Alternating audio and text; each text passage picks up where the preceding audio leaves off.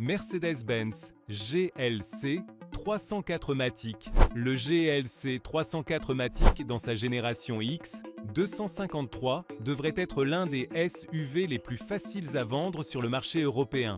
Une transmission intégrale, un moteur 4 cylindres turbo-compressé de 2,0 litres, développant 258 chevaux et l'étoile sur le capot. Son prix d'appel tourne autour des 47 000 €. Pourtant, les parcs des concessions en sont remplis. Le problème, c'est la saturation. Le segment des SUV compacts de luxe compte plus de concurrents sérieux que jamais et le GLC est resté trop longtemps sans une mise à jour moteur qui le démarque vraiment. L'Audi Q5, le BMW X3 et le Volvo XC60 se disputent maintenant le même acheteur et sur de nombreux marchés européens, ils proposent des versions hybrides rechargeables qu'un GLC essence pure ne peut pas égaler. Résultat, une voiture techniquement compétente mais perçue comme la plus conservatrice de sa catégorie. Et en 2026, cela pèse lourd dans la balance. 9. Mercedes-Benz CL.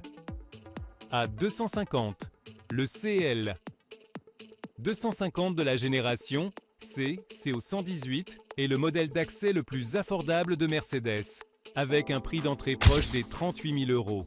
Mais ce qui devrait être son plus grand atout est devenu son pire problème.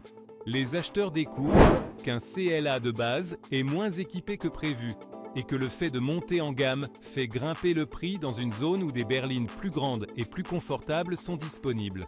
Son moteur 4 cylindres de 2,0 litres développe 221 chevaux, un chiffre correct pour le segment, mais qui ne déclenche aucune passion. La plateforme de traction avant suscite également une certaine réticence chez les clients qui associent Mercedes à la propulsion ou à la transmission intégrale. Enfin, l'intérieur, bien que visuellement réussi, déçoit par la qualité de ses matériaux face à des rivaux vendus au même prix. Le CLA promet une chose et en livre une autre, et le marché européen s'en est bien rendu compte. 8. Mercedes-Benz EQ B304 Matic. L'EQB 304 Matic est le SUV électrique familial de Mercedes proposant 7 places en option, une autonomie d'environ 419 km en cycle WLTP, une transmission intégrale et 228 chevaux. Sur le papier, c'est une proposition très complète. Sur les parcs des concessions, c'est l'un de ceux qui bougent le moins. Le problème, c'est que l'EQB ne convainc pleinement aucun profil d'acheteur. Celui qui cherche un véhicule 100% électrique compare avec le Tesla Model Y ou le Hyundai Ioniq 5 et l'EQB se retrouve à la traîne tant en autonomie réelle qu'en technologie de recharge. Celui qui cherche un familial à 7 places préfère un SUV essence moins cher à l'achat et offrant une meilleure autonomie sans arrêt forcé. Quant à celui qui cherche le prestige de la marque, il voit bien que l'EQB n'est qu'un GLB avec une batterie, sans l'identité visuelle forte que l'on attend d'un véhicule électrique moderne. Il se retrouve le cul entre deux chaises et les stocks le prouvent. 7. Mercedes-Benz GLS 454 Matic. Le GLS 454 Matic is le grand SUV de Mercedes, celui qui rivalise avec le BMW X7 et l'Audi Q8, avec un prix d'entrée qui dépasse les 95 000 € en Europe. Son moteur est un 6 cylindres en ligne de 3,0 litres mild hybride de 367 chevaux, épaulé par le système EQ-Boost qui ajoute 22 chevaux électriques supplémentaires. C'est un véhicule grand, luxueux et techniquement irréprochable. Mais en 2026, le segment des grands SUV de luxe subit une baisse des prix que le GLS n'a pas encore totalement absorbé. Il y a trop d'exemplaires datant de 2024 et début 2025 sur les parcs que personne n'arrive à écouler, car les acheteurs attendent des remises que les concessionnaires tardent à accorder. Dans le segment des véhicules à 100 000 € et plus, les clients européens sont très patients et calculateurs. Et cette patience est en train de remplir les parcs de GL6. Mercedes-Benz, classe C, 300. Berline, WO 206.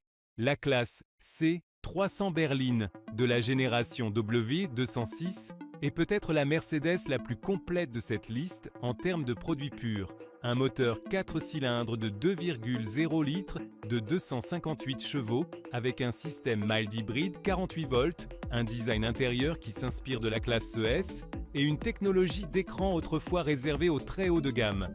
Le prix de départ tourne autour des 45 000 €. Alors, pourquoi accumule-t-elle les jours d'immobilisation chez les concessionnaires? Parce que le marché des berlines de luxe compact est en déclin constant depuis des années. Et la classe C ne fait pas exception. Les acheteurs de cette tranche de prix migrent massivement vers les SUV. Et ceux qui restent fidèles aux berlines recherchent de plus en plus des versions hybrides rechargeables, ce que cette C300 Essence ne propose pas. C'est une excellente voiture, mais qui arrive dans un format qui ne correspond plus aux attentes du moment. 5. Mercedes-Benz EQ E350+. Le Q350+ est la berline électrique du segment E de chez Mercedes, 292 chevaux jusqu'à 654 km d'autonomie en cycle V, LT, P et une recharge rapide allant jusqu'à 170 kW. Avec un prix de départ à 74 000 € en Europe, son problème a un nom et un prénom. Tesla Model S. La Model S offre plus de puissance, une meilleure autonomie réelle documentée par de vrais propriétaires et un réseau de recharge exclusif qui ne dépend pas des infrastructures publiques. L'EQE tente de capitaliser sur l'aura de la marque Mercedes, mais dans le segment de l'électrique, cette aura a moins de poids que pour le thermique. L'acheteur d'une électrique à 75 000 € se renseigne pendant des mois avant de signer, compare les chiffres réels et écume les forums de propriétaires. Et face à sa rivale américaine, les chiffres ne jouent pas en faveur de l'EQE4. Mercedes AMG GT 4 portes X 290. La MG GT 4 portes dans sa génération X 290 est l'une des voitures les plus impressionnantes de la gamme. Un moteur V8 biturbo de 4,0 litres développant jusqu'à 630 chevaux sur la MG GT 63S, une esthétique de pure sportive avec 4 vraies places et des performances qui font rougir des rivales 2 fois plus chères. Son prix de départ tourne autour des 130 000 €. Le problème ne vient pas de la voiture, mais du contexte. Dans le segment des grands tourismes, à 4 portes à plus de 100 000 €, les volumes de vente ont toujours été limités. Mais en 2026, il y a un stock accumulé de modèles 2024 que les concessions n'arrivent pas à liquider. La raison est simple, les acheteurs disposant de ce budget savent qu'un renouvellement de modèle est en préparation.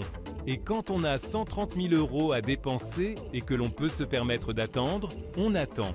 Pendant ce temps, les parcs continuent de se remplir. 3. Mercedes-Benz EQS 450+. Le QS 450+ est la berline électrique de prestige de Mercedes.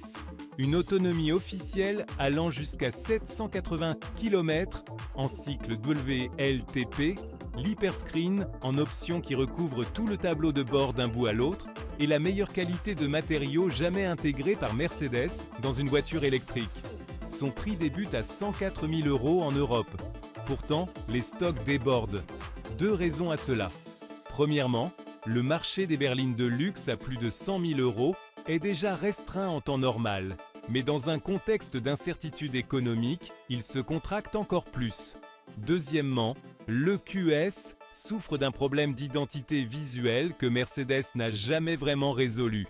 Sa silhouette ultra aérodynamique, bien que nécessaire pour atteindre ses chiffres d'autonomie, divise les acheteurs. Beaucoup d'entre eux préfèrent l'élégance plus conventionnelle d'une classe S thermique pour un prix similaire. C'est une voiture techniquement supérieure qui ne parvient pas à séduire sur le plan émotionnel. Mercedes-Benz GLE 53 AMG V167. Le GLE 53 AMG de génération F 167 se trouve dans une position inconfortable et les données d'inventaire le montrent clairement. Affiché aux alentours de 82 000 €, équipé d'un moteur 6 cylindres en ligne de 3,0 litres avec compresseur électrique, développant 429 chevaux et doté d'une suspension pneumatique de série, il en offre plus que ce que la majorité des acheteurs de SUV demandent ou sont prêts à payer. Le problème est qu'il est coincé entre deux options bien plus logiques pour l'acheteur européen. Le GLE 450 Essence, qui coûte 22 000 € de moins et s'avère tout aussi capable au quotidien, et le GLE 63 AMG, avec son V8, qui coûte 30 000 € de plus, mais offre la véritable expérience AMG sans compromis. Le GLE 53 se retrouve ainsi dans un no man's land.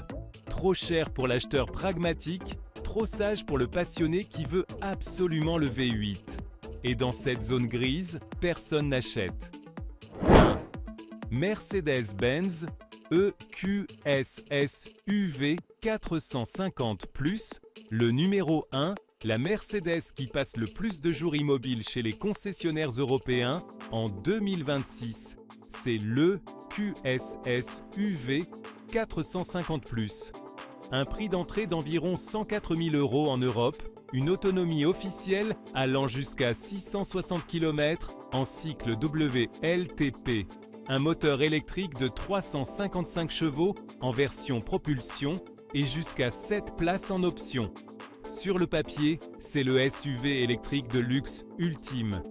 En concession, c'est le modèle qui bouge le moins de toute la gamme Mercedes. Le QS SUV arrive au pire moment pour les véhicules électriques de luxe à prix élevé en Europe, avec un réseau de recharge qui suscite encore des doutes pour les longs trajets, dans un contexte économique où les acheteurs à plus de 100 000 € se montrent particulièrement prudents, et face à un BMW X ou d'autres rivaux dotés d'identités visuelles plus patrimoniales à des prix similaires ou inférieurs. Le problème de fond est difficile à résoudre, même avec des remises. Les acheteurs de SUV à plus de 100 000 € prêts à passer à l'électrique ont déjà choisi des modèles bénéficiant d'un plus grand historique de retour d'expérience. Quant à ceux qui veulent à peine dépenser cette somme pour du thermique, ils se tournent vers un GLS. Le QS SUV s'est retrouvé coincé entre deux chaises et en 2026, les concessionnaires le constatent semaine après semaine. Ces 10 modèles ont un point commun. Aucun n'est une mauvaise voiture. Ce sont simplement des produits arrivés au mauvais moment, au mauvais prix ou avec une proposition décalée par rapport aux attentes actuelles du marché. Pour celui qui sait exactement ce qu'il cherche et qui est prêt à négocier, chacun de ces modèles représente une opportunité qui n'existait pas il y a 2 ans. Si cette analyse vous a été utile, n'hésitez pas à vous abonner pour soutenir la chaîne et ne pas manquer les prochaines vidéos. À la prochaine!